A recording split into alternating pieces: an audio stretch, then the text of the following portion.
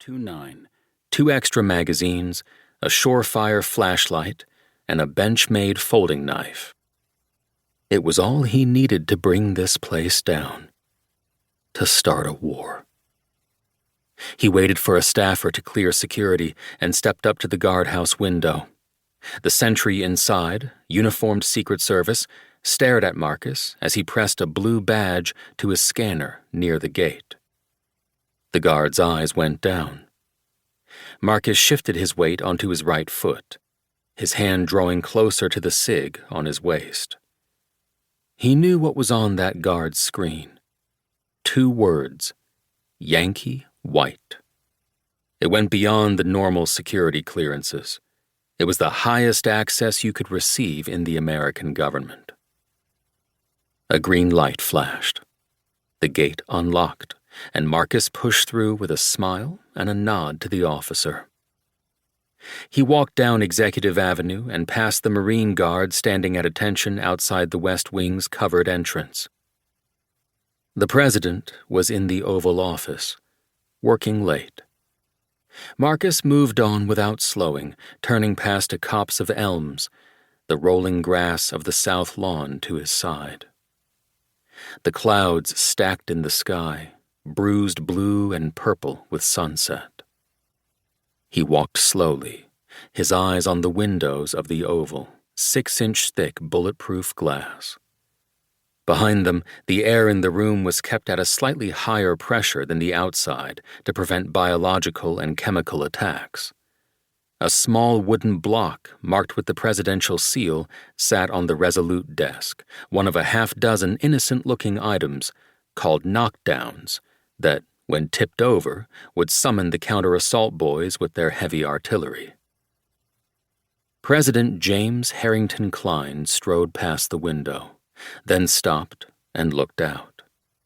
He had dark brown hair, gray near the temples, and straight-line posture. He always held himself like he was having his portrait taken. Marcus clocked his target and kept moving, wary of the 3 roving patrols. He knew their patterns down to the minute. The government had invested hundreds of millions of dollars to protect that one man.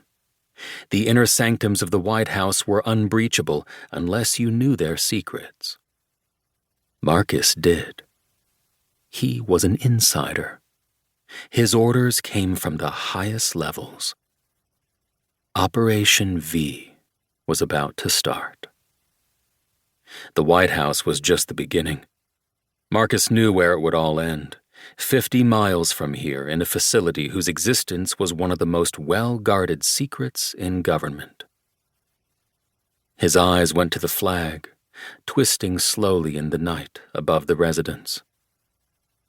To rebuild a nation, you must first destroy it. Hero. Traitor. If he survived the next 24 hours, the world would understand which side he was on. He pressed his hand to his jacket, felt the weight of the gun underneath, and marched toward the West Wing. 2. Eric Hill badged into the West Wing and caught sight of a uniformed Secret Service agent on patrol. She gave him a reverent nod. Eric knew the look.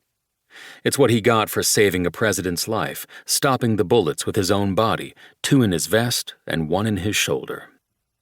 He'd never gotten used to it, never liked the way the service paraded him around as a hero after that awful day. He walked on, and a political staffer glanced at him. Their eyes met, and the aides quickly broke away, his face going a shade paler. Fright. That was a more recent look he'd gotten used to. Everything had changed. Eric wasn't carrying his service weapon. He wasn't running the presidential detail. He was stuck behind a desk on the ground floor. Some of the people he'd sworn to protect now feared him, and they weren't wrong to do so. He didn't have to worry as much about the hero shit these days. He squeezed by a construction scaffolding and looked up, eyeing the crown molding, then took the